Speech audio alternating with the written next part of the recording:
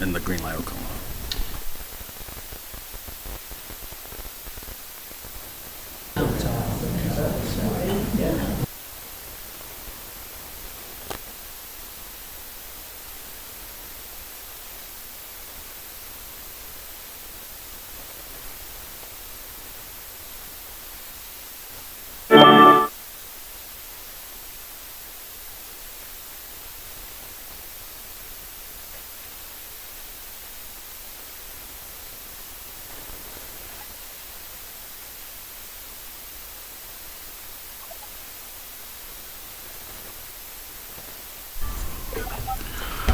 Good morning, everyone. Welcome to the August 19th, 2022 meeting of the Pima County Election Integrity Commission. Commissioner Lavoie, would you lead us in the Pledge of Allegiance, please? I pledge allegiance to the flag of the United States of America and to the republic for which it stands, one nation, under God, indivisible, with liberty and justice for all. Thank you. Roll call. Supervisor District 1 Representative Commissioner Atkins. Present. Supervisor District 2 Representative Commissioner DeLarge. Joining us by telephone. Commissioner DeLarge, are you on? Yes. Thank you. Supervisor District 3 Representative Commissioner Meese. Present. Supervisor 4 District Commissioner Hurley. Present. Supervisor 5 District Representative Commissioner Tellman. Here.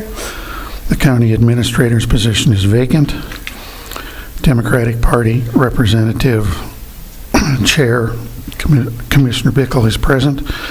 Libertarian Party Representative Commissioner Kirshen. Present. And Republican Party Representative Commissioner King. Present. And Elections Director Hargrove.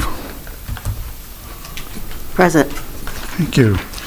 I don't see anyone in the audience unless the gentleman directly in front of me wishes to address the commission. No, I was just here for the information. Thank you for being here. Is there anybody that has expressed an interest online?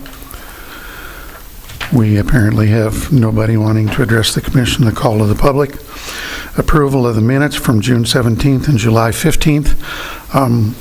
In conversations with the county administrator's office in an attempt to make coherent sense of the June minutes, it's difficult, not that we varied from the agenda, but we certainly became disjointed in our discussion.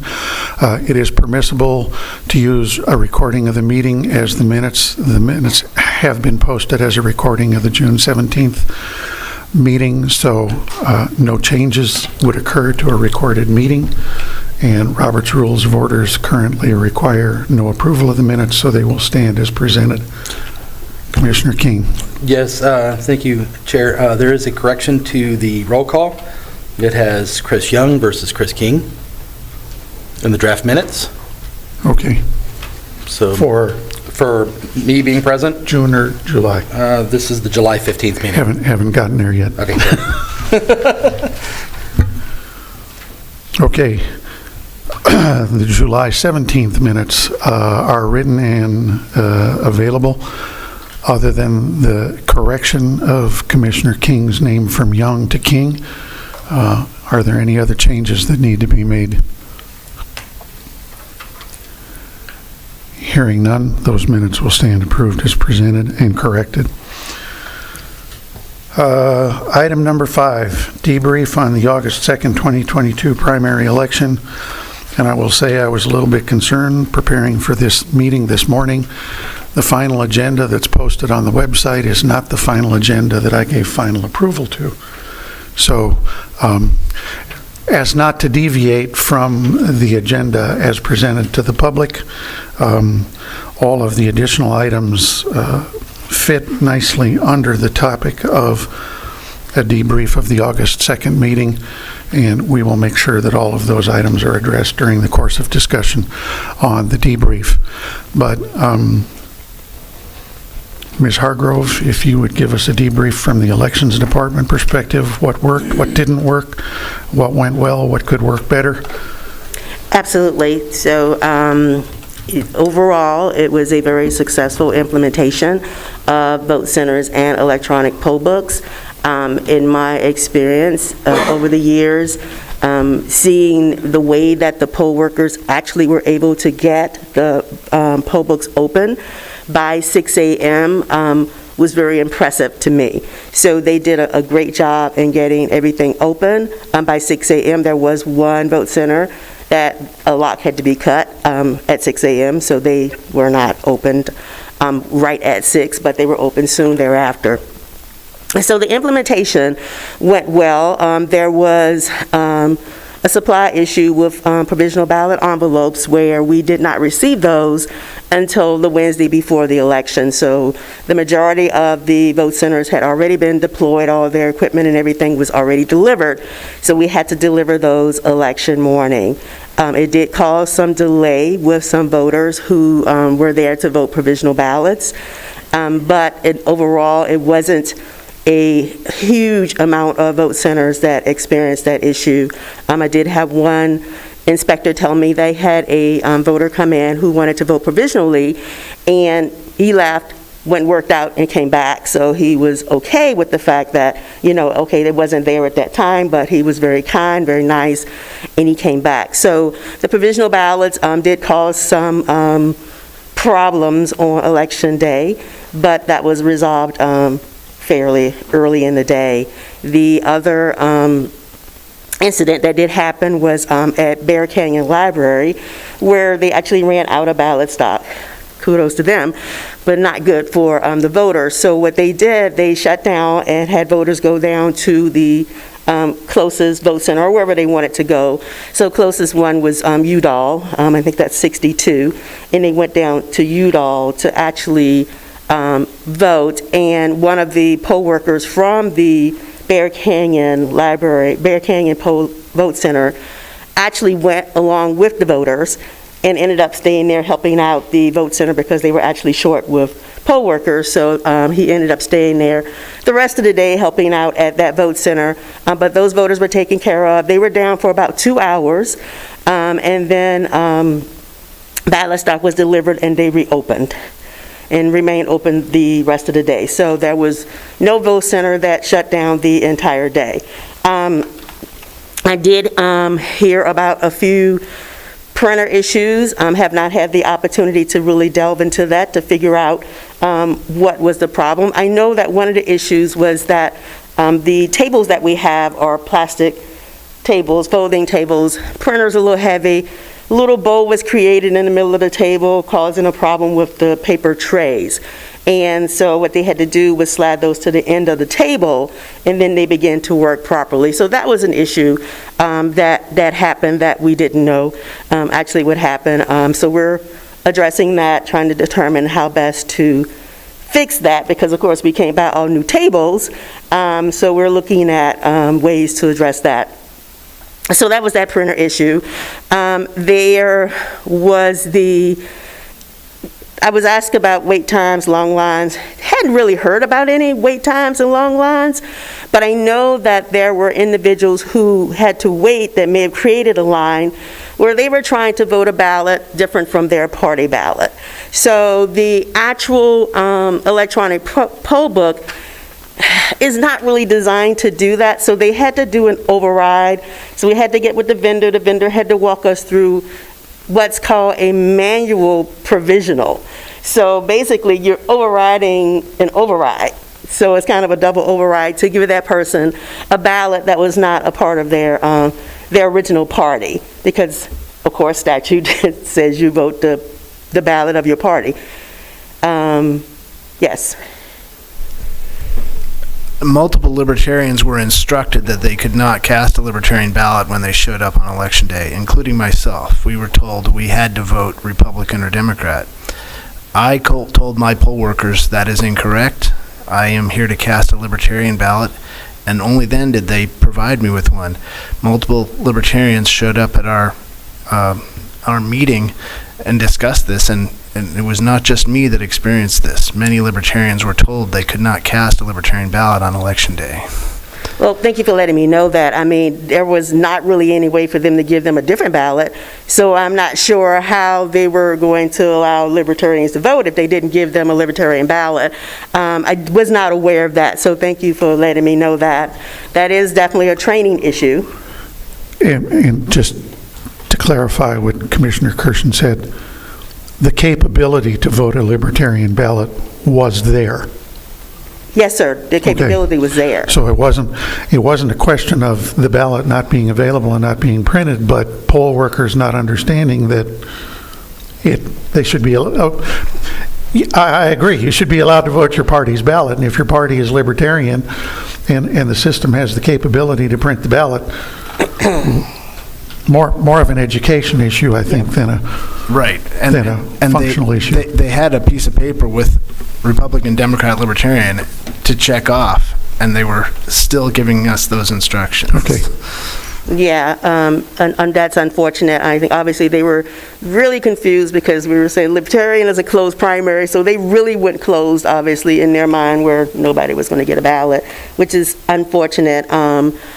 Hopefully they stuck around and got their ballot, or they called the office or contacted somebody so that they could get a ballot. Did you hear that? Was that the case? Everyone I spoke to was willing to sit there and wait until they gave them a libertarian ballot. Okay. Thank you. So that some of those things that I know happened on Election Day. We have, of course, you guys probably already know about the special situation table, which is where individuals would be issued a provisional ballot. And in order to issue a provisional ballot with the system, you have to have a different password. So a lot of the vote centers were not using the correct password, and thus not saying they were not able to issue a provisional ballot, which was not true. They were just using the wrong password, and then you cannot issue a provisional ballot with the other password. So I promise you there were some people who they issued a ballot, entered them as a regular voter, and issued them a provisional ballot. I promise you that happened because they didn't know how to address it, and they didn't call us, obviously, to figure out what they were supposed to do. But they had the instructions there. And so those were some highlight issues. There were questions about federal only ballots and who gets a federal only ballot. It's the difference between a federal only ballot and a provisional ballot. And anybody who is in actually the recorder's office can probably answer this a little bit better. But anybody who is registered as an active federal voter would receive a federal only ballot, and that's the only ballot that they're eligible to receive. And so anyone else, independents, anyone else should not have been issued a federal only ballot just because they couldn't figure out what to do to issue them a ballot. So I believe I heard somebody tell me what happened is that the voters would come in, they were independents, and with the system, it doesn't automatically select a ballot for you if you're independent. You have to select the ballot. So the poll worker or the voter has to select which ballot they want to vote. So whether it's Republican or Democrat, they would have to select that. And there was a button there that said independent, and individuals were hitting the independent button, which there was no ballot attached to independent. So, but that's a feature that we have to work with the vendor to fix. That was something that we couldn't take off ahead of time.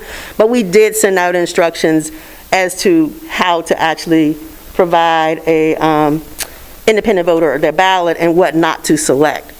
Obviously, that information did not get to everyone, and so they tried to issue independent ballots, or they issued a federal only ballot to independents when they should have issued a Democrat and Republican. Now, do I know this for sure? No. This is what I have been told. So, but I can imagine that could possibly happen. So yeah, I believe that could happen. And there will be of course, a full report after-action report that the Board of Supervisors has requested. That will be distributed to you probably in a couple of weeks. So you will address it at your first meeting in September. That's the request, but you will have it prior to that to actually take a look at and peruse. Do you have any kind of a commitment from the poll workers that work this election that they're going to be back for the November 8th election as well? Yes, sir. Actually, I have some very enthusiastic poll workers who are calling and saying, I definitely want to work. I do want to come back. Inspectors as well as judges and marshals. We have definitely contacted all of the poll workers. Of course, there will be some that may not return, but the majority of the ones that worked in the primary are going to come back. Okay, I mean, it sounds to me like several of these problems were learning issues, and we don't need to start from scratch again in November. No, sir, I agree. And training is definitely at the top of the list. Smaller classes, starting earlier, dedicating. Everybody now has selected a voting equipment specialist, so we can separate them out, have their class with the troubleshooters, as well as separating out new poll workers and have classes for them solely, as opposed to having them in a group with everybody else when it's just really just a refresher for them. But this is all new for anybody who's just coming in as a poll worker.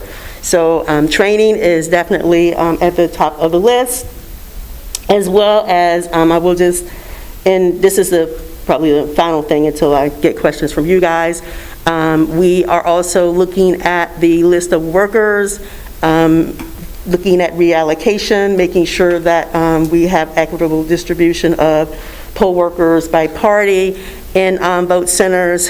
And I understand, but I was allocating ballots and ballot stocks on yesterday, and I realized that there is a vote center that's like 137 miles from our office. So there are people, we need to find individuals who are willing to go that distance to actually work in these vote centers that are 2 hours, away. And that is difficult sometimes. So I may be calling on some of you guys to address that, but Kelly Kais has been very helpful in making sure that, I have some individuals to go out to these locations to work. So I'm very thankful to Kelly for that. Shelley for that. And if you have any questions, I'm willing to answer them. Can we hold the questions until after we've heard from the recorder's office, please? Some of them may be duplicative, and I do believe we have a representative from the recorder's office here today. Yes, good morning, Commissioner. I guess the same question for you. What worked, what didn't work, what went well, what didn't go so well? What do we need to change as we continue to move forward with this process? Yes, thank you. Just for clarification, I am Hillary Heiser, the Chief Deputy Recorder for Pima County. I'm here on behalf of Recorder Gabrielle Cazares Kelly. We were very ecstatic by the primary. We were very impressed with our operations and the operations of our staff. We worked very well with the elections department. Overall, we had very few things that needed additional addressing in the general, and we've already identified those. Some of those are immediately as staffing for our early voting locations. And some of the other things that we will be doing is increasing signage at our early voting locations, having better directional signs, having better information for voters who choose to use the early voting locations, and also making it very clear that they are eligible to drop off their ballots at our ballot drop boxes versus getting a site-issued ballot. So those are some minor things that we are going to be addressing in the weeks to come. Overall, our ballot processing center did an absolutely fantastic job. We've processed over 196,000 plus early ballots that we received via mail or drop-off. We did signature verifications on all of those. We stayed on top of that. We worked very little overtime to get all of those things processed in a timely manner. So from our perspective, we did very well. We had a couple of hiccups at the start with some printers that went out, but we have backup printers, so we replaced those. And then other than that, our main concern and what we continued to staff was staffing issues. So we had a lot of our permanent staff from the recording side assisting us to fill in the blanks where we could not get intermittent staff. We too had some issues with staffing at the Ajo early voting location. We really needed to have more people out there. We only had 2. We're trying to get 3 out there to alleviate for breaks. So again, the major takeaway for us was staffing. And I'm happy to entertain any questions. Okay, commissioners, now questions. Commissioner Tillman. Not so much a question as a comment. The Democratic Party had observers at the recorder's office and the elections department observing much of the time, not all of the time, and all of them came back very impressed. They said, "This is boring. There's nothing bad to complain about." And that was the case in every observer that we had. And so I just want to compliment you on doing a very good process. And I also have one question. Go ahead. Part of the update, could we have an introduction of the new elections department staff? Sure. Ms. Hargrove, would you like to introduce your new staff? Yes. So on the end here, this is Jeremy George. Jeremy George is the new Deputy Elections Director. He started on the Monday before the election. So he jumped right in feet first, and he's been a great asset to me ever since then. And beside him is Vanessa Figueroa. Okay. Vanessa was actually an employee in the office, so she has been promoted to Administrative Services Manager. So these are my 2 top people in the office now, my go-tos. I think they're figuring out they may not want to be my go-tos with all the emails I send, but my go-tos to help out in elections. I'm very excited that they're there, which kind of just leaves now a vacancy for a staff person, which should not be too difficult to be able to fill. Thank you. Commissioner Hurley. I just wanted to ask a question quickly before I get to other things. The Fed-only ballot thing, okay? This is not the first time we've run across issues with Fed-only ballots going to the wrong people. I think was it 2 years ago, Chris, when they were handing out, I was at a polling center 2 years ago when a guy came in and he was a male voter, wanted to vote provisional, and they kept trying to hand him a Fed-only ballot. This is not a new issue. And I don't know whose issue it is. I assume it's probably the recorder's issue, I suppose. I don't know. But we got to fix this problem, all right? And I'd like to hear somewhere down the road what your plans are to fix that problem so we don't have this happen again. It's not a new problem. Yes, sir. Actually, that would be the poll workers. So that would be my problem. So that's a training issue, and I just need to make sure that they understand who gets a provisional ballot and a federal-only ballot, and who doesn't get a federal-only ballot. Well, of course, 2 years ago, they weren't using the e-poll books. So what I saw was they were looking at the documentation they had there in front of them, and that's what led them to hand them the Fed-only ballot. Yes, sir. And I don't know if Hillary is able to speak to that, but there's a flag. They are identified as federal-only voters. Can you speak to that? Yes, thank you, Director Hargrove and Commissioners. We, in the Recorder's Office, when a voter provides us voter registration and we cannot verify their citizenship, we automatically register them as a federal-only voter until citizenship is provided. That flag is part of their voter registration until we have citizenship proof, what could be a birth certificate, any other forms that we would accept. But that voter would be a federal-only voter in our system until citizenship is provided. Here in Pima County, our last count for the primary, we had just a little over 4,000 plus federal-only voters, so that impacts only about 4,000 voters who have yet to provide us some form of citizenship verification. So that flag will stay on their voter registration. On Election Day, with the e-poll books, it would have shown up that they are a federal only, and they would have been eligible to vote either the Republican ballot, if they were registered as a Republican federal only voter. They would have been eligible to vote the Democratic federal only ballot, if they were registered as Democratic. They would have been eligible to vote the Libertarian only federal ballot if they were registered as Libertarian. And any independent who was registered as independent but federal only, they would have been eligible to vote only the Republican or Democrat federal only ballot. Again, those ballots just list the federal offices. They do not list the offices for state and local elections. So I know how it's supposed to work. I do know in the case that I saw personally, the voter left his mail ballot at home, so I can't verify that.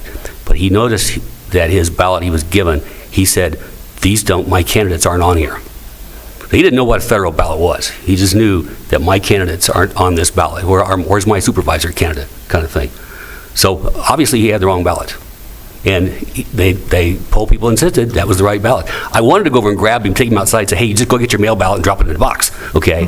But I couldn't do that because that's not what we're allowed to do. But that was a case where he got the wrong ballot. I don't know what happened after that. I wasn't able to follow that up. So, yes, Commissioner. There are issues. I agree, there are issues. However, that is an issue that is outside the scope of the Recorder's Office, and as Director Hargrove mentioned, that would be a poll worker training issue. We are not responsible for the training of the poll workers. We're simply responsible for maintaining the accuracy of the voter registration rolls. So if the voter is in our voter registration roll as a federal-only voter, I would suggest that that voter reach out to our office, and we can look at their registration specifically, make sure that they have proof of citizenship on file. Once they provide the proof of citizenship on file, we will designate them a full active voter so they can vote a full ballot in the general.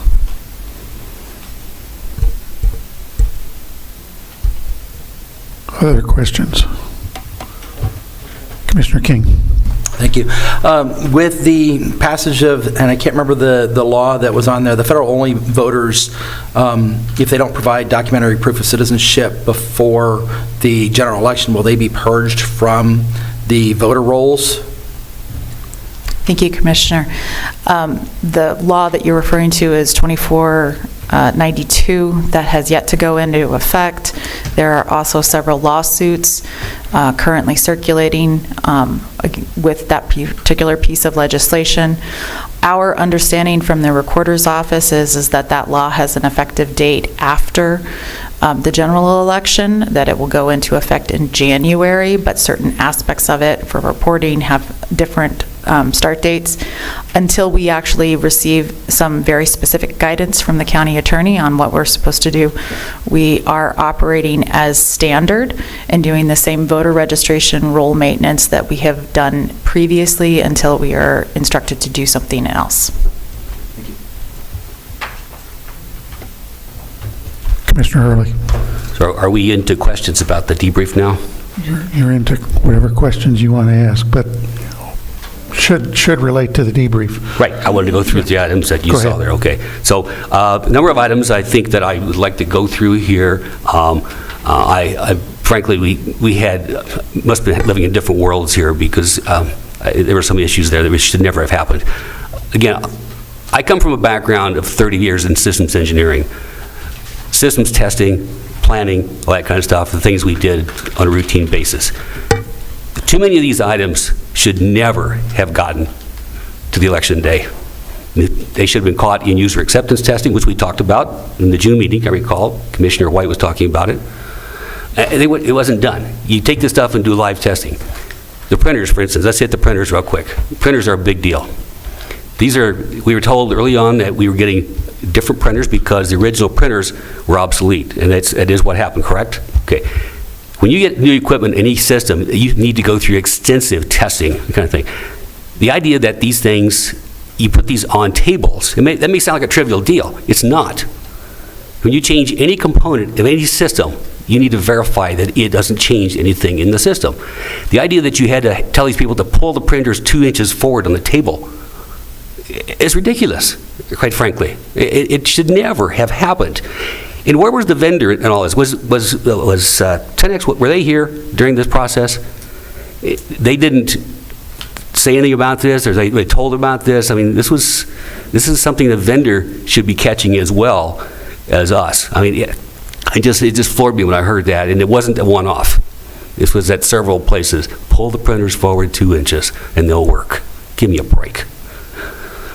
Plus, in fact, we were told, some of the ladies and our poll workers, these printers are 75 pounds. Okay? That is not a trivial lift for one person, or even 2 people for that matter, you know? So I don't see that was ever taken into consideration with the setup. The stuff was dropped off out there. They had to unbox it, we know that, and then lift this 75-pound printer up onto the table. Okay? That should not happen unless we know we got 2 particular strong, capable people out there working that. And I don't think that was ever a requirement of working in the poll centers, that you can lift 75 or half of 75 pounds, put it up there. Okay, that's a major, frankly, big deal, I think. So that was one of the big issues that came up. Frankly, again, that should never have happened. That should have been caught in user testing way in front, right, kind of thing. So, Can we have an answer to that? Sure. Yes, so the first part with the printers and the tables, we were not able to get any, actually, they did not, it was not budgeted, and they did not purchase anything to put the printers on. So the printers were sat on tables during the testing, and the weight of the printers obviously created some issues with the tables, which we will address for the general election. The vendors were not aware of the issue until election day, because the vendors got the printers the same time we did, so they got 1 printer. And so they were doing different testing than what we were doing at the office. So that will be addressed, but I understand what you're saying, but we had tables and that's all we had to use. However, all poll workers were told in training that these printers weigh 75 pounds and that it needs to be at least 2 people, maybe 3, to lift them onto the table. So they were definitely forewarned, and if anybody could not do that, no one told us. No one called us and say, hey, we can't do it. We highly recommended that they have a Monday night setup, which many of them did, which was very helpful to them. And they went in and they set their printers and their poll books up on Monday night. They did test print to make sure everything was working and the connectivity was there. So yes, the lifting of the printers was definitely addressed. So again, back to your table. Like I said, I'm a systems engineer. Every component of the system is part of the system, and every component needs to be verified. You don't introduce new components into a system without extensive testing. I'm a little surprised, frankly, that the vendor didn't supply a standard table, or at least a specification for a standard table to be used for those printers, right? That was a flaw, and that needs to be addressed, obviously. And then they need to be tested. So I'm hoping that before the next election, you will do some pretty extensive testing of the new table. And it needs to be a standard table. Don't go picking up tables at the polling places and those kinds of places that expect, oh, just find the table and put it on. No, it needs to be a specific table that is certified for working with those printers. Okay, it's a system. Every component is part of the system. It shouldn't happen. May I respond? Yeah. So we are actually looking at printer carts now that they can be on. And we're looking at printer carts because we can deliver them, obviously, on the carts, and that way individuals are not having to lift them out of whatever they're stored in onto a table or a cart. So we are looking at that now. So this is definitely higher on our priority list. So it was one of the first things that we started addressing after the election. So we are looking for something that we can actually put these printers on that will hold them. That sounds like a great solution. I just ask you that you make sure you have every single one of these systems configured exactly alike and tested exactly alike. Okay. So it sounds like a great solution. That's good. I'm glad to hear that. Thank you. So, some other issues here.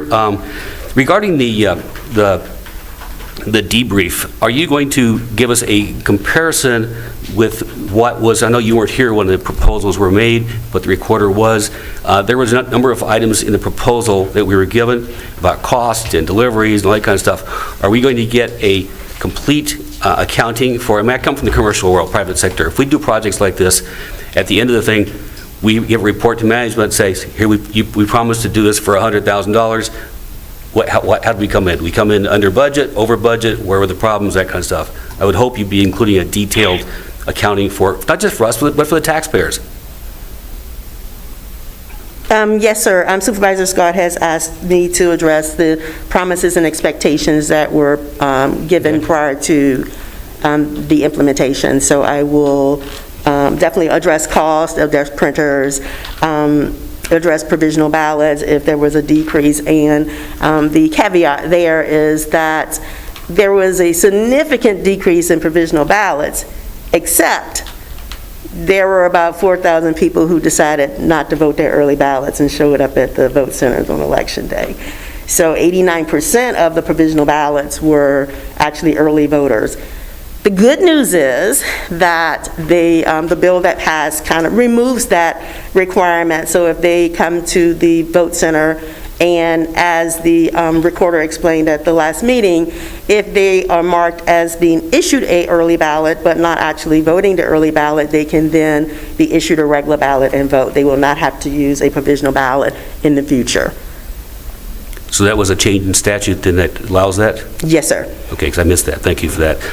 Because that was part of my question here. We were promised part of the provision, part of the early on sales pitch, if you will, was an 83% reduction in provisional ballots. I mean, provisional ballots typically come from the mail people who walk in. You're right, we all know that. And that's what slows things down. And we were initially promised 83% reduction in those votes. But I understand that the current law, in fact, I talked to former Commissioner White about this, and he explained that that was a bad promise, because the law at the time did not allow you to do that, okay? Did not allow that, so they should never have made that promise. But now that the law has changed, I'm happy to hear that. So the issues there were that you just couldn't do what you needed to do. So it's unfortunate that all the confusion, because there was a lot of confusion back and forth about what we can do and what it can't do. And I just talked to Benny a couple of days ago and found this out. So anyway, so hopefully that will be solved by the new state change in statute and everything else. So, okay, a couple more specific questions. And maybe this comes in your later report. Do you know how many vote centers open late? As far as I know, only one. Well, that's not true. I don't have the exact That's numbers. not true? No. Okay. I don't have Well, the exact I would love to have that information, Okay. because I don't have that information. Yeah. I knew about one, but I didn't know about any others. I believe the one was at Cells. It was Sarah's poll center down in the, yeah, it was Cells, called Cells. I don't know the name of it. It's down south in one of those rural areas. It opened late. A couple others, I believe. I want to say it's That was Vote Center 77. And I've got some questions for you after as well. Yeah, we've got a list. We're still compiling some of the data ourselves. So Okay. I was one of those unfortunate victims of Bear Canyon. I live a mile from Bear Canyon. I have voted there for close to 20 years. I've never had a problem at Bear Canyon. I went down there to vote. We're out of supplies, okay, because there was a run. Now, this was addressed at a previous meeting. We talked about this. We talked about the logistics of how do you know how many ballots and stuff to have there. And I made the point, you don't know because you don't have any history there. And this is exactly what I was afraid of would happen, where there was a run on the equipment. I don't know what all the details, whether they didn't have it to begin with or what, but they were down. They'd been calling for an hour prior to the actual shutdown. They'd been calling for over an hour prior to shutdown, and they still didn't get the supplies. By the time the supplies got there, they've been down a total of 2 hours. So that is just not acceptable, and I don't care what planet you live on, okay? That's not a learning experience, as I believe you characterize this as. In fact, that actually is suppressing votes. It really is. I remember reading a quote. I couldn't find the whole thing from a gentleman, head of a minority group up in Phoenix, And he said it's not about, voter suppression is not about intent, it's about what happens. And when you make it where you can't vote, we have to assume some of those people who went to Bear Canyon didn't vote. We can't assume they all went somewhere else. We have to assume some of them gave up and went home, or back to work, because some of them take off from work to do this kind of stuff. You got a limited window if you're taking off from work. So I just, that whole thing, and that was not the only one. There were Wi-Fi issues in some of the places. The Wi-Fi apparently was, and this was another one of my concerns that I expressed a long time ago, several times, about the Wi-Fi, okay? Once you set these systems up, you don't turn them off and expect them to reboot the next morning, I don't believe. They just don't. So there are issues there that I think need to be addressed. There needs to be more thorough testing prior to November. I mean, real testing with this equipment, bring in multiple users, and run through some of these what-if scenarios. And you can say, well, they shouldn't happen, but they do happen. And you need to deal with those kinds of things. Like, asking for the wrong kind of a ballot kind of thing. How do you deal with that? You said there was a, frankly, I don't, like to your point about the selecting, now this is the primary issue, obviously, but having the user push the buttons on there, I don't think that's such a good idea. Okay, the poll worker is there to do that, I believe. Just my comment on that. So, you said 10X was here, printers, modified. Okay, so I would hope you'd have a plan put together. Maybe you can bring it to us in September for addressing all the issues that came up during the primaries. So I hope you'd have that plan for us. Yes, sir, that will be all included in the after-action report. Thank you. Commissioner King? Thank you, sir. So I got a list of questions here, and some things that you've already identified as well regarding training of poll workers as well. So some of the poll workers refused party observers, put them in places where they couldn't actually observe the operations of the poll center as required by ARS. So that is one of the things that does need to be consistent across the top. Additionally, with some other observers were told they could not observe opening and closing operations. Okay, and that is actually part of the observer's charge, is to be able to make sure they can observe all pieces of the operation. So some of the one of the very specific ones that we got was multiple voters scanned in twice and 2 ballots were printed per voter. And this was at Vote Center 10. So that way you have specifics, you can actually go back to it as well. So my question with that is what happened to that second ballot? So with that one. I'm sorry. I can't remember if this is the vote center that I spoke to or not, because I did speak to a voter who told me that they had her here, then they sent her to another table. They were confused, and they did check them in twice. If this is the vote center that I'm remembering, they did realize their mistakes, and they spoiled the ballots. Somebody actually wrote a note to that effect on one of their reports. So they did spoil the ballots. Okay, thank you. That was one of the good detailed questions that I had. But we were told that this new system would not allow multiple check-ins. Once you check in, you are deemed as voted. Therefore, we warn people, don't leave the building, go somewhere else, because you will have been checked in. Obviously, that didn't work on these. They were checked in once. It did not cancel out there, or they did not set that flag. So that's an issue with the system, I believe.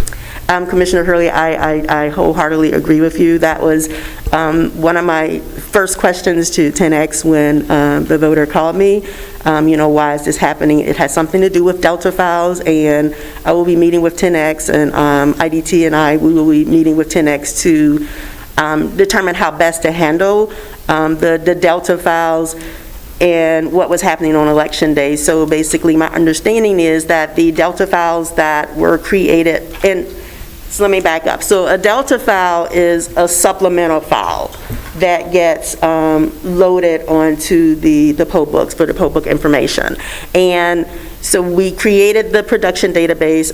The recorder's office loaded the first file, and so that was sitting there. We loaded that onto our touchpads. And then as voter registration went on, as they continued to add voters, they created additional supplemental files that needed to be pushed out, and they're called Delta files. So those Delta files were there, in addition to poll worker Delta file, which was a pretty large file that was kind of late being pushed out there, that was pushed out as well. Whenever they turn on the touchpads, it starts to download the Delta files. What we didn't know, what we were not told, is that these Delta files have to continuously be pushed out. So on Tuesday morning, when they turned on, if they didn't turn them on Monday night, when they turned on the touchpads, the Delta files began to be pushed out. However, everything else was queued behind the Delta files that were already there. So if this was a vote center whose downloading was a little bit slower and they didn't get all their Delta files downloaded, if they checked someone in, yes, that file was queued at the back, and they could have checked someone in that particular vote center again, because it wasn't live real time like we thought and were told that it would be. So this is a conversation that I've had with ITD, and then we're going to have a conversation with 10X, because we have to rectify this issue before the general election. Yes, sir. So I think I heard you say it was not what you expected it to be, which is disappointing and concerning. It also describes a process of this file uploading that was not part of the process that was described to us some months past. I mean, it's quite different, and I'm a little concerned about when that change happened, or if it was just wrong in the first place. Did 10X decide to change it? I don't know. This is something this is a serious issue that needs to be explored and nailed down before the next election. We thought this thing was in real-time communication with Amazon Web Services, okay? Mm-hmm. Now we're talking about downloading files. Mm-hmm. That is quite different than we were told some time ago. So, yes, sir, I agree. I don't think there was a change. Maybe it was just not communicated completely to the individuals that they were selling it to, but this is the way that it works, and it has to be addressed. Commissioner Kersen. I know that the county recorder said that election observers might not be allowed at some vote centers because they were too crowded. I wanted to confirm that they were allowed at all the vote centers. Is that correct? Thank you, Commissioner. The Pima County Recorder's Office operates early voting locations, which are different from a vote center. We operate 15 in this past primary. We did not allow political observers at our early voting locations. We allowed political observers at our country club ballot processing facility, and we had just a little over, I have the numbers here if you give me a moment.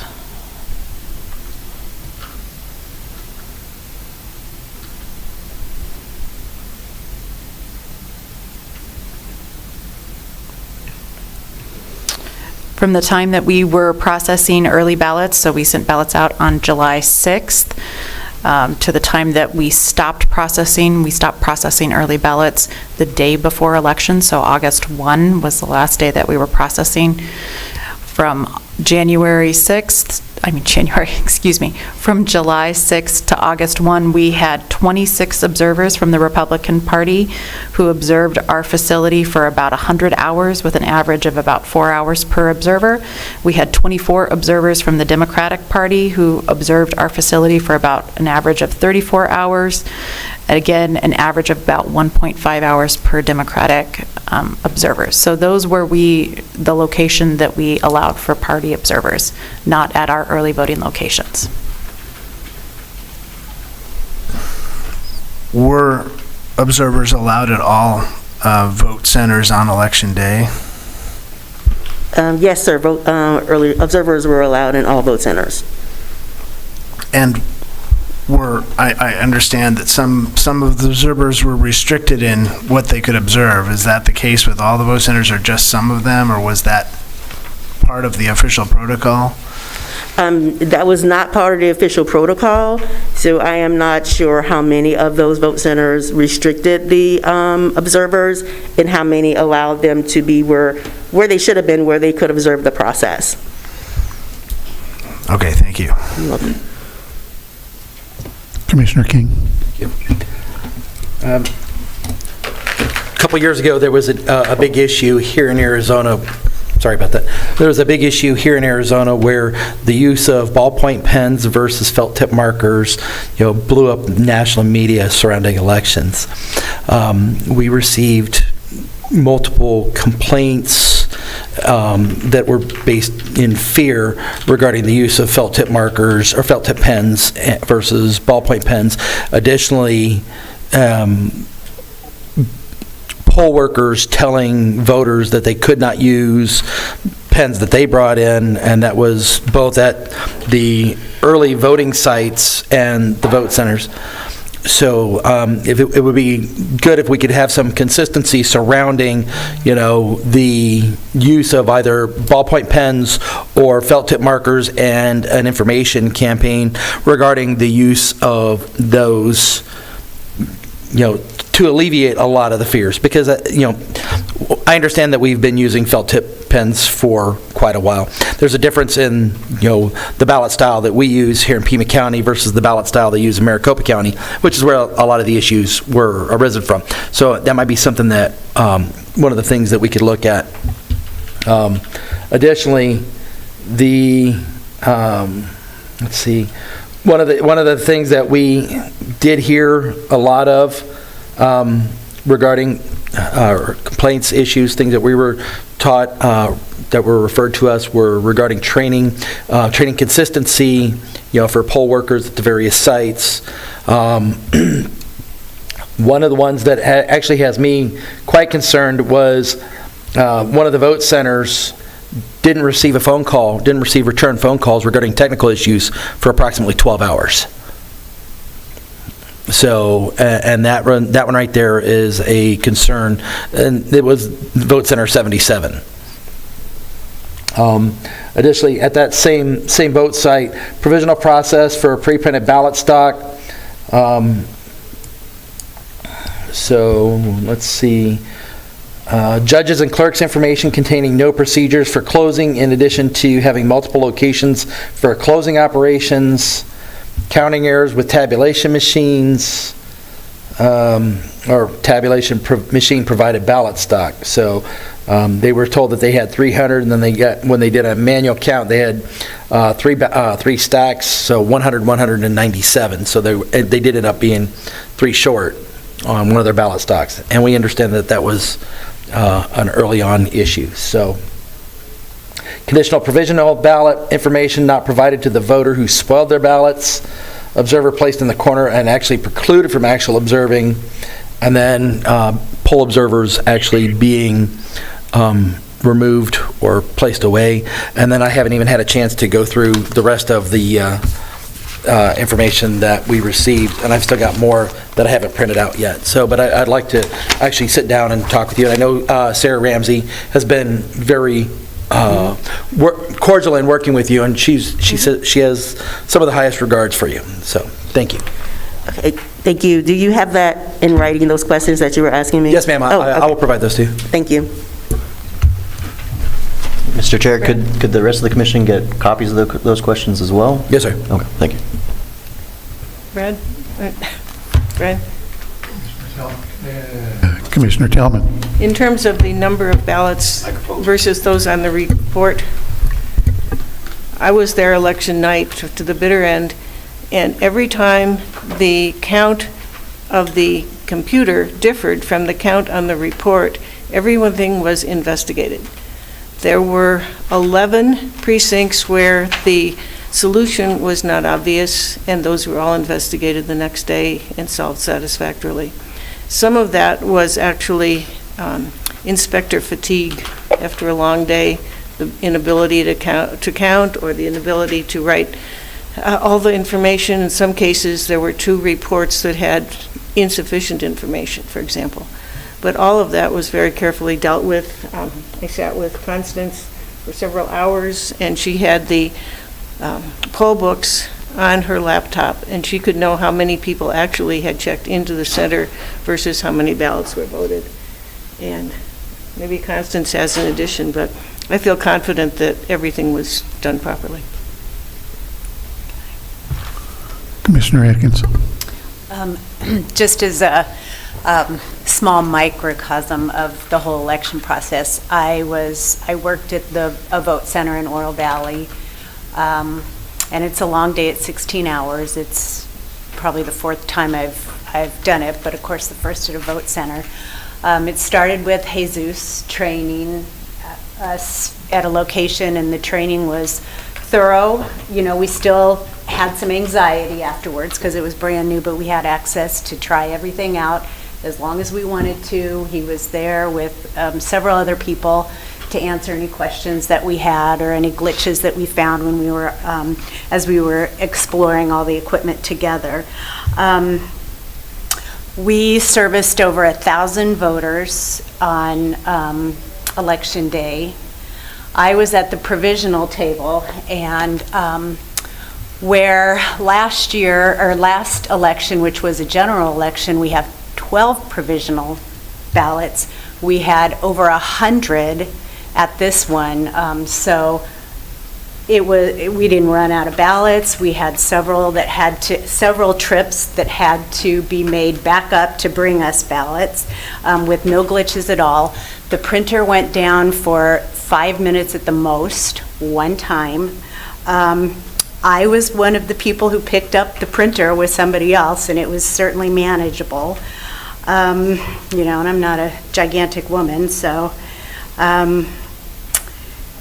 my only comment on the observers is that it was made really clear to us that if observers are talking to you, you needed to ask them to stop. So I'm wondering if maybe the observers' behavior was not appropriate and they had to be asked to go somewhere else. So that's certainly a possibility that I'm kind of wondering about.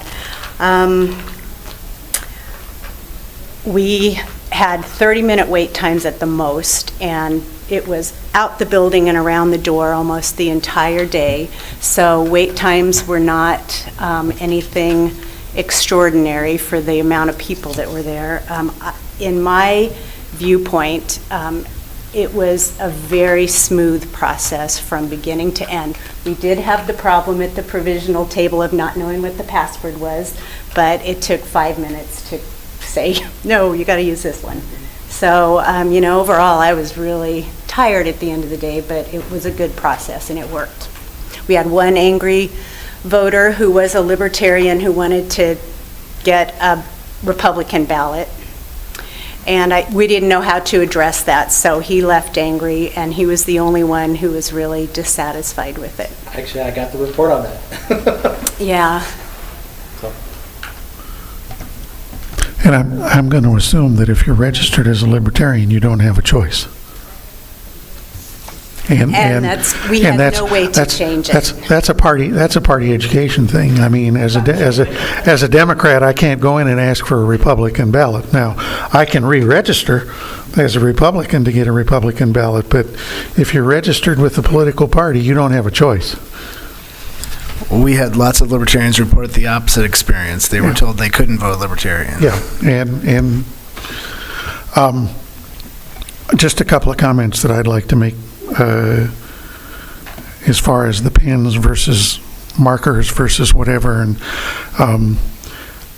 having looked at extensive number of ballots on tabulation day, one of the things that I can say about the ballots in Pima County, I can't speak to Maricopa County, but the way we've addressed the bleed-through issue, if you use a marker, is the ballots, the ovals, the bubbles on the front side don't overlay the bubbles on the back side. So even if it does bleed through, it doesn't cause a tabulation problem. And with the number of mail-in ballots we've got, you have no control over what an individual is going to use to mark a ballot once that ballot gets mailed to them. And what they do to the ballot. We had one ballot that we got kind of a chuckle out of.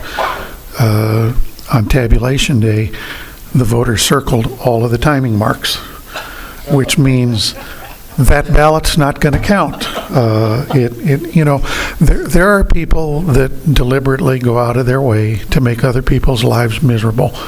And then there are people that doodle a little bit on the ballot, and I'm sure there's nothing intentional, but they're trying to figure out who to vote for, and they're making little marks all over the ballot while they're thinking, and those are difficult to deal with as well.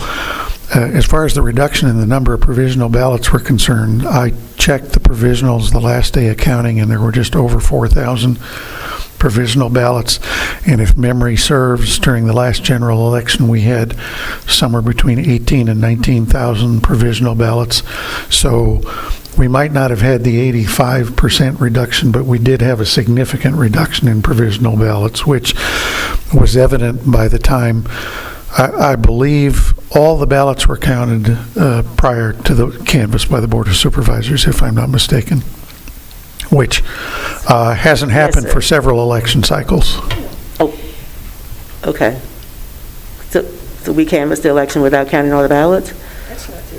What? That they didn't count all the ballots. No, he said the canvas was... I know we did this time. I said in the past. You said it wasn't true in the past. Okay, maybe I'm thinking of the audit, because not all the ballots are counted before the hand count audit occurs. No. Oh, correct. Yeah, that's not what you said. Yeah, okay. Okay. My mistake. Not the first one, and certainly not the last. Any other issues? Commissioner Atkins. Clarify, the provisional ballots, we had 2 out of the over 100 that were not reissued mail-in ballots. So that was all people who either repped their first mail-in, didn't trust the system and wanted to have a different ballot,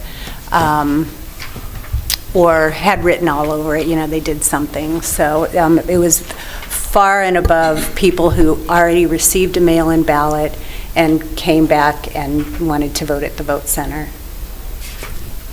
Okay. Any other issues? Mr. Chair? Questions, concerns? Yes, ma'am.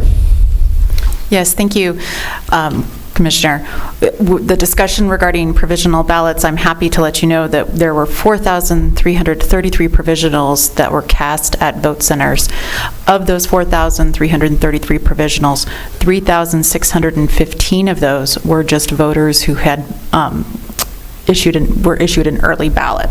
So those were 3,615 individuals who chose not to vote the early ballot that was mailed to them and choose to vote in person at a vote center. So that constitutes the bulk of the provisionals that were issued.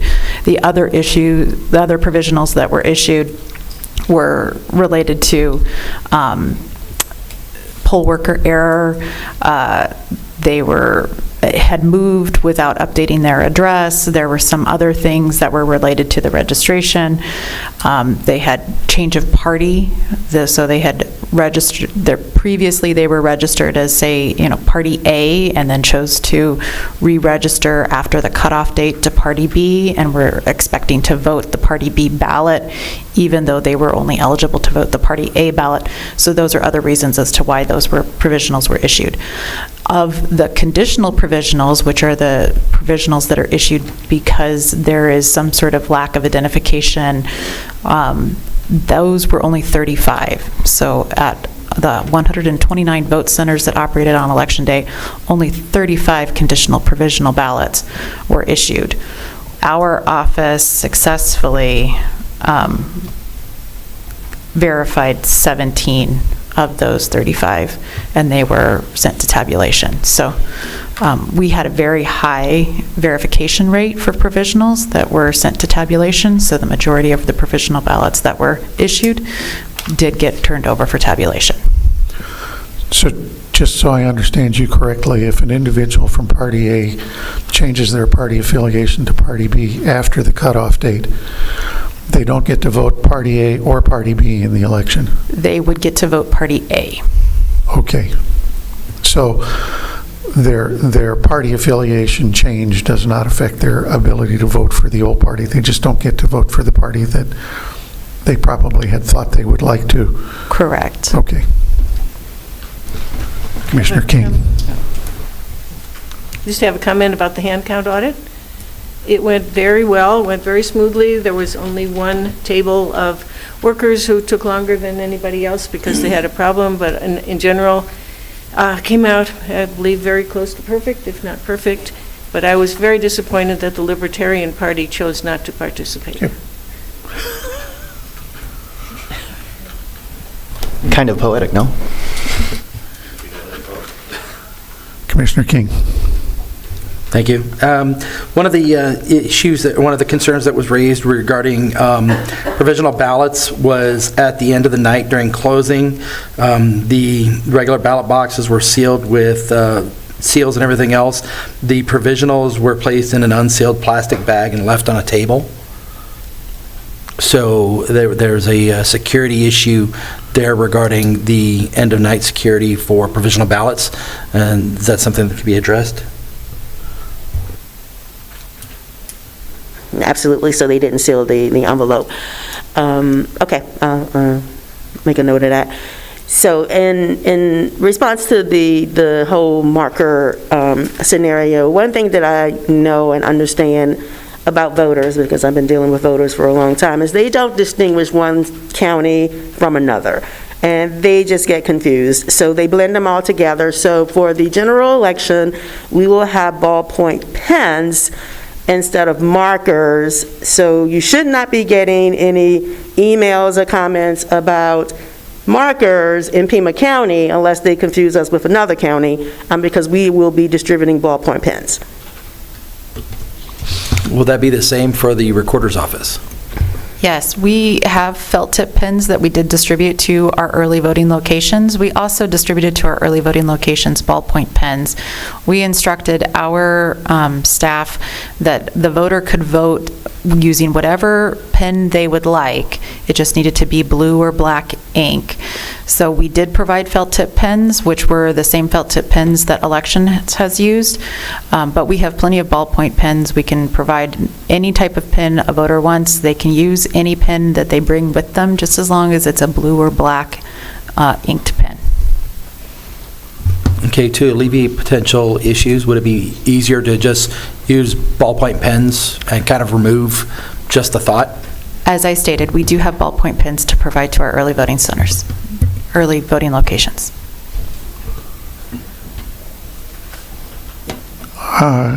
Question for the recorder's office. Are we not using the easy vote machines at the early voting locations? We are. Each of the 15 early voting locations had an easy vote, so those are available to voters should they want to vote on an easy vote rather than the paper ballot. Okay. Commissioner Lavoie. Hurley. Commissioner Hurley. Yeah, just a quick thing about the provisionals. I'm listening to all these numbers and things about provisionals. My head's spinning, frankly. Could we get a comparative accounting of the provisionals? Because I think some of these numbers, on my notes here, I think some of these numbers we've thrown out might be comparing primaries to generals and stuff. So as part of the reporting on the numbers, I mean, as part of your debrief, could we get a comparative numbers of the provisionals for primary to primary, you know, that kind of thing? Make sure it's the same apples to apples report in that, if you would, please. Yes, Commissioner, we do compare our numbers to the primary of primary 2020. Good. In primary 2020, the total number of provisionals was just about 2,700. However, in this primary at our early voting locations, again, I'm not speaking for the vote centers, but at our early voting locations, we issued over 3,000 early ballots.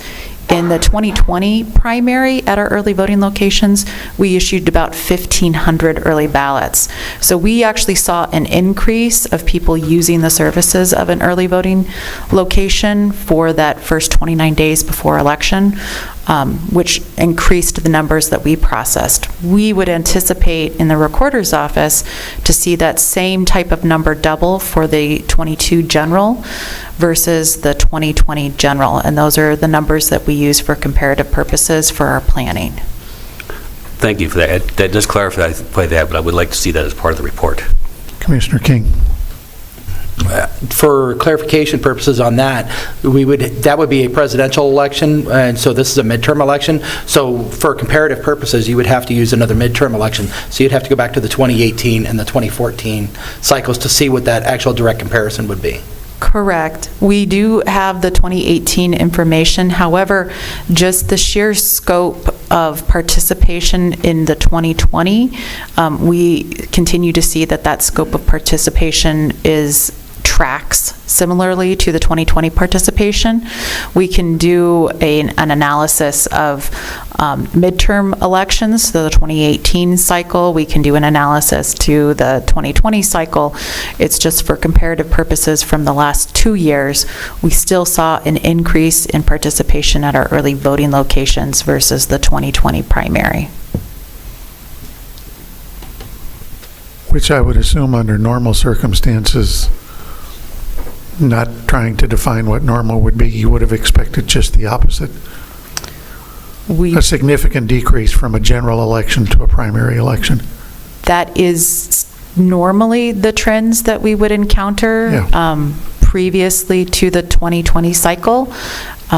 So we have seen an increase in participation. The numbers in our voter registration does appear to be tracking as consistently a little bit more than, say, the 2018 or the 2014 cycle would have, yes. Anything else? Commissioner Mace. Thank you, Mr. Chair.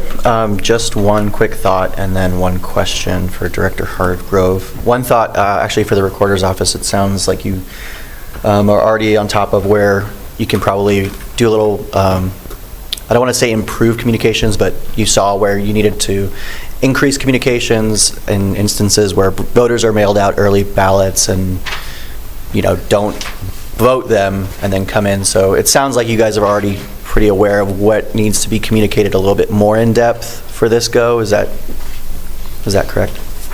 Yes, thank you, Commissioner. We put a lot of time and effort into the early voting options available to Pima County. We partnered with county communications, and then we also used our own social media platforms and other educational opportunities to try to explain to voters the early voting time frame.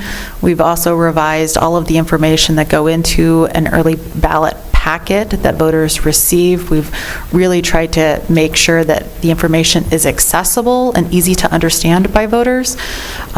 So we are continuing to do that. We've also spent quite a lot of time and effort to partner with our early voting information on our website and also mirror the information that is on the Pima County website regarding vote centers. And when we talk to voters, we always give them the option of an early ballot, how they can request an early ballot, what an early ballot will do, or if they prefer to vote in person, they can go to one of our early voting locations, or we direct them to a vote center. On Election Day itself, we had 15 staff members, myself and the recorder included. We manned the phones all day, and we had just a little over 1,500 calls from citizens across Pima County asking where to go for vote at a vote center. We also got calls from the poll workers at those vote centers asking us questions on how to use equipment, what kind of ballots to issue, checking on voter registration. So anybody who could answer a phone on Election Day, we all logged in and we all took those calls. From the time frame, the week before election to Election Day, we had just over 15 staff members constantly on the phones, talking to voters, answering questions. I understand that there it's been stated that our wait time was excessive, and in some instances it may have been, but the average amount of time our staff took to get a call and resolve a call was between 3 to 5 minutes. For that's 15 people, we averaged, like I said, on election day alone, 1,500 calls. So from 8 a.m. to 5 p.m., we were on the phone talking to voters. So, excellent. Thank you. And yeah, I can just definitely say from just as a citizen, I've definitely noticed the higher visibility of the more frequency of communications, the clarity coming through in various different platforms. So I definitely want to applaud you and your office for that. For Director Hargrove, one of the only things that we've talked about a few times is this issue at Bear Canyon and the downtime. Since we have moved to a new model, I'm wondering if you could tell me what would have happened in the event that precinct Bear Canyon had gone down, not vote center precinct, or not vote center Bear Canyon gone down, and how does that compare to what our response was? And yes, sir. If precinct Bear Canyon had gone down, it would have been catastrophic. Those voters, any of those voters who, in that 2-hour window, who showed up and decided not to vote would have been disenfranchised. They could not have gone to another location to actually cast their ballot. But with the vote center model, they did have the option of actually going to the nearest vote center to be able to cast their ballot. And typically in most of the areas, it's within 1 to 3 miles of each other. The vote centers are that close. So, so it worked as a model. It's very beneficial as a model. Of course, you don't want to run out of ballots or ballot stock in any model, but if it were a precinct model, it would be really bad. Understood. Yeah, thank you for clarifying that. I just wanted to thought it'd be an interesting thought experiment, what it would have been like had we not switched to the to the vote center model. Not saying by all means, and Commissioner Hurley and I have had several conversations about not saying that it's a perfect system, but I just wanted to make it clear what would have happened. So in that sense, are you saying that vote centers almost act, I know there's a lot of talk about systems, but almost as a redundancy? Well, I guess that is a good way to put it. They do kind of act as a redundancy. They back each other up. So as a backup plan for a precinct, there is no backup plan if a precinct goes down. You can have an emergency precinct, but the voters would then still have to wait while you set that up. But with a vote center, if something catastrophic did happen to a vote center and we had to close it for the rest of the day, they could still go to another vote center and cast their ballot. So it's understood. Very beneficial. And as a representative from District 3 that has a lot of those rural, very, very rural locations, I understand that that's not always an option. Obviously, you mentioned the vote center out in Ajo. Raise up Bruce for Ajo. But no, just thank you very much. I appreciate that. Other questions, comments? Commissioner Hurley. Just one last one that I noticed my notes here. My understanding that most of the locations that were used, most if not, well, I know it all, most of the early voting locations, and we'd be careful calling them vote centers because they're not vote centers, right? They kind of mix the language up here a little bit. They are used then as vote centers on election day. Is that correct? I mean, what percentage of those that is correct? Thank you, Commissioner Hurley. Some of our early voting locations were used as vote centers for Election Day. Oro Valley, Woods Library, Kirk Bear Canyon on 8/1. So that was, we operated 11 emergency voting locations of the 15 early voting locations that were approved by the board. So at 5 o'clock, 3 different teams went out to all of the 11 locations to break them down and get out of the way so the elections department could set up their vote centers. So we did encounter, we tried to make sure that we kept all of the voting booths up to make sure that people didn't have to do double work. We coordinated with the elections department to let them know what supplies we would be leaving to try to make a transition a little easier. So we had a number that were also vote centers, and then we also had ones that were just our own early voting locations. When your teams went out, as soon as they closed down, removed all the signage and everything from those locations that were not being used, correct? We removed all the signage. So I'd like a point of clarification. Because the Recorder's Office operates early voting locations, we have our own equipment that we deploy for all of our early voting locations that is separate from the Elections Department. We have our own BODs, we have our own computers, we have our own ballot boxes. Anything that you could think of, we deploy it ourselves. The only thing that we use from the Elections Department is the voting booths for consistency for voters, and the easy votes, which are the property of the Elections Department. They provide us 15, and then they provide us about 100 booths. So on the night of August 1, we went to each of our sites and took down any signage, so 75-foot signs, vote here signs. We took back all of our tables, all of our chairs, all of the equipment that we would deploy. So we left no equipment other than the voting booths. Does that answer your question, sir?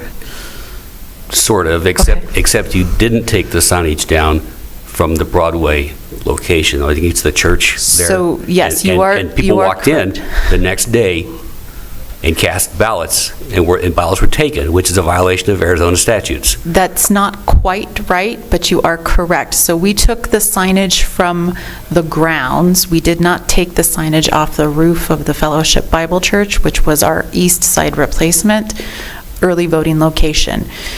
Voters went to that location. We did not have any equipment there, so they were directed to vote centers. For a short period of time, we did have some people who were staff members have a drop box for voters if they were dropping off an early ballot. So we collected some early ballots at that location for about an hour until we told them to shut it down and continue to direct people to an early vote center. On Election Day at the 240 North Stone and at our Country Club location, we can accept ballots, early voted ballots, and we do because we are the custodian of the early voted ballots, and they have to be in our custody by 7 p.m. on Election Day.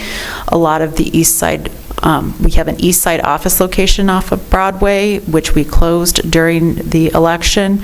A lot of those voters were going to our east side location and then going to the Fellowship location that still had the sign on the roof that said early voting here. That was the confusion. And so what happened to the ballots that were cast or dropped off on that day? They were in our custody, and we returned them to the Country Club location for signature verification. Right. Any other questions, comments, suggestions, Commissioner Tellman? One quick return to very early in the discussion. You mentioned that you are looking at buying printer carts. Is that in the budget? Will you be able to buy them? Thank you for that question. That's a good question. I will have to shift resources from another area in order to purchase those cards. No, it is not budgeted.